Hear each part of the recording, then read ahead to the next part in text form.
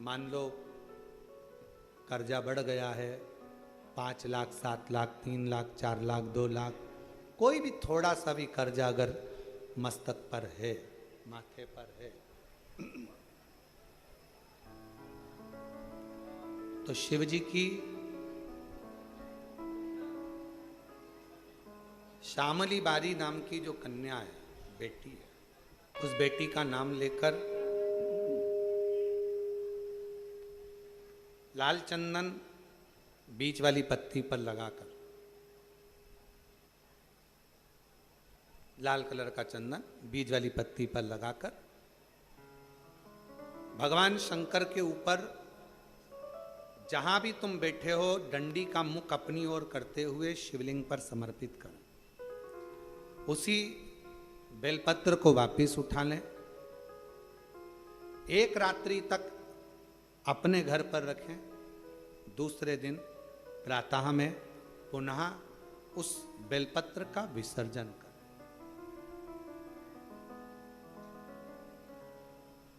विसर्जन करते समय आपके ऊपर कितना कर्जा है, कितना कर्जा आपके ऊपर है, उसका स्मरण करते हुए, शिव जी से विनय करते हुए और अपनी मेहनत को 4 गुना करो, अपने कार्य को बढ़ाओ। दुकान हो, नौकरी हो, सर्विस हो, बिजनेस हो या कोई भी कार्य कर रहे हो, उसको लगनता से करना प्रारंभ करो।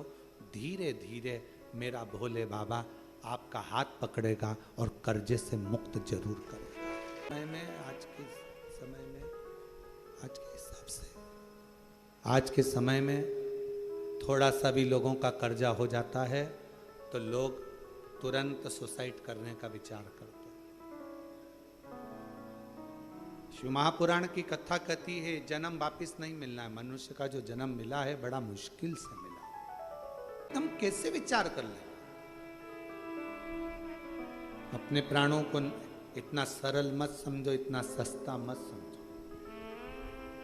कर्जा तुमने लिया है ना तो चुकाओगे भी तुम, छोड़ना नहीं। कितना भी कर्जा हो, एक बेलपत्र, लाल चंदन, शिव जी की बेटी, क्या नाम है? श्यामली बारी, स्पर्श कर कर शिव को समर्पित करो। थोड़ी देर बाद अपनी कामना कर कर उठा लाओ। रात्रि विश्राम अपने घर में रखो, बाबा से विनय कर कर दूसरे दिन फिर उसका विनय। 5-7 सोमवार करके देखो, बाबा से विनय करोगे, वो आएगा, हाथ पकड़ेगा, ले जाए, पकड़ेगा हाथ लेकर।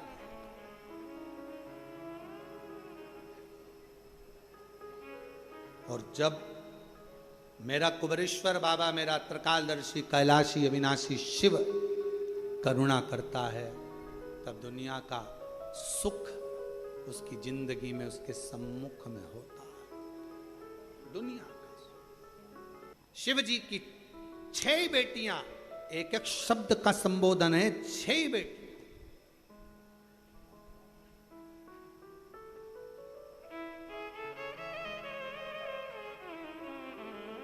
श्यामली बारी कर्ज से मुक्त कर देती है, जया बल प्रदान कर देती है, विषहरा शरीर में कैसा भी रोग हो समाप्ति पर ले जाकर छोड़ देती है। रोग की समाप्ति में विषहरा।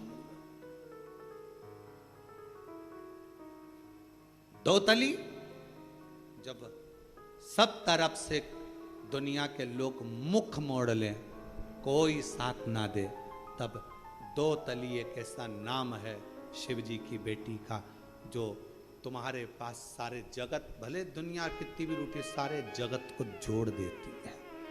और शंकर जी की देव पुत्री एक ऐसी पुत्री है जिस पुत्री का नाम स्मरण कर लेने से वैभव, जायदाद, संपदा किसी ना किसी रूप में हमें मिलना प्रारंभ हो जाती है।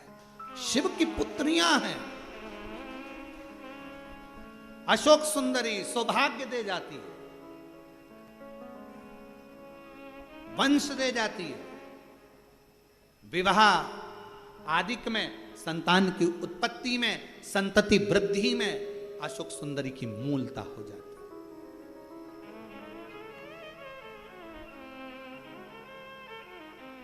शिव की पुत्रियां बस वो कहते हैं ना, दवाई खाने का भी एक तरीका डॉक्टर बताता है। सुबह ये खाना, खाली पेट खाना, रोटी के बाद खाना, दूध से खाना, पानी में लेना।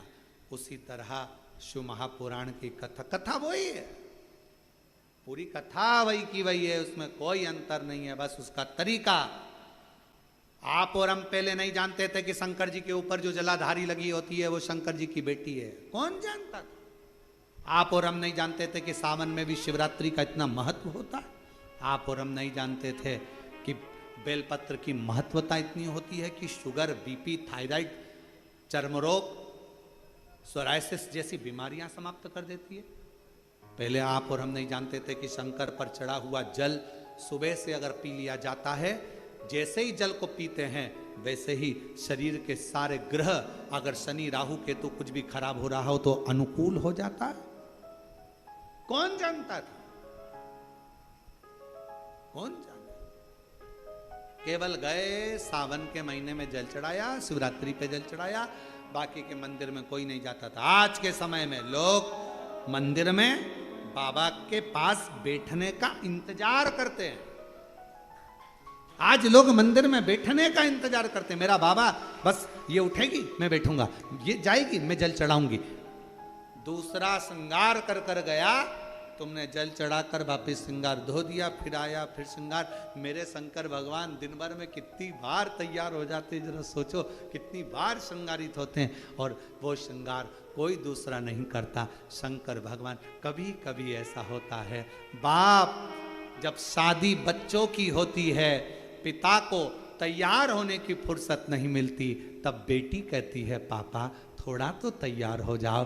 बेटियां अपने बाप का श्रृंगार कर देती है, बेटियां अपने बाप का श्रृंगार। थोड़ा था आप तैयार हो, पापा तुम जाओ कपड़े चेंज करो, बदलो, जाओ जरा, श्रृंगार कर देती। शिव शिव है कि स्वप्न में भी, सपने में अगर शिवलिंग दिख रहा है, समझना कोई तकलीफ थी उसको काटने के लिए आया।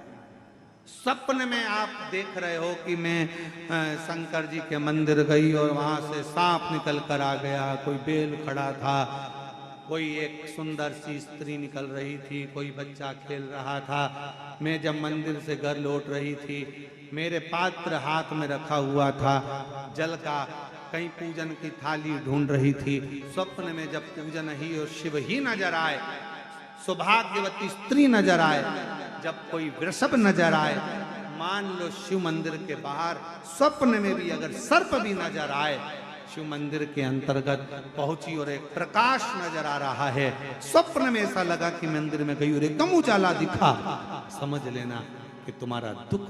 श्री शिवाय नमस्तुभ्यम। दर्शकों, बिमला दुबे भक्ति चैनल में आप सभी का बहुत बहुत स्वागत है, अभिनंदन है। तो शिवपुत्री शिव महापुराण कथा कर्ज मुक्ति के लिए करें बेलपत्री का ये उपाय। तो गुरु भगवान जी आज बताएं, आप लोग जरूर कीजिएगा, और जो भी चैनल में न्यू है चैनल को सब्सक्राइब, लाइक, कमेंट जरूर करें, जरूर कीजिएगा। तो नेक्स्ट वीडियो में आप सभी से फिर से मिलती हूँ, तब तक के लिए आप सभी को हाथ जोड़कर नमस्कार, प्रणाम।